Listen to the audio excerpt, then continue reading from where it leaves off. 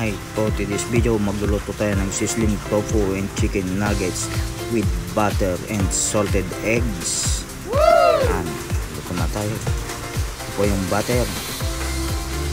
Luto lang natin yan.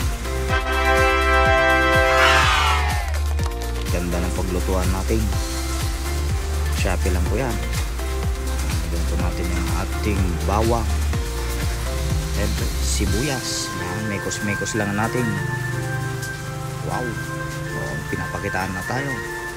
Yan po ang ating salted egg.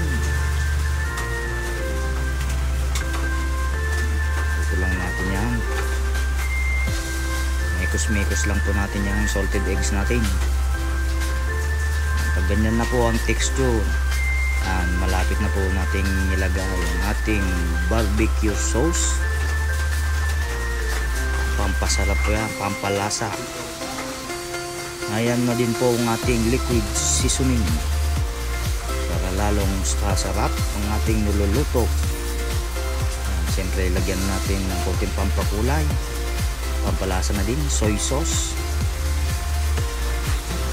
Mix lang din yung ating paminta para lalong bumango ang ating niluluto.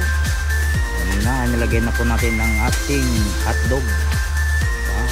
O yun o, pinapakitaan talaga tayo. Uy, naku, ay talaga. Yan ang ating ibap para lalong makulay ang buhay at masustansya. Wow, ang lasa niyan, idol. Sarap. Mikos-mikos lang natin sa konting kung na lang, magmantika konti yan. Ilagay na natin ang ating pritong tofu at ang ating chicken nuggets. Wow, sarap na.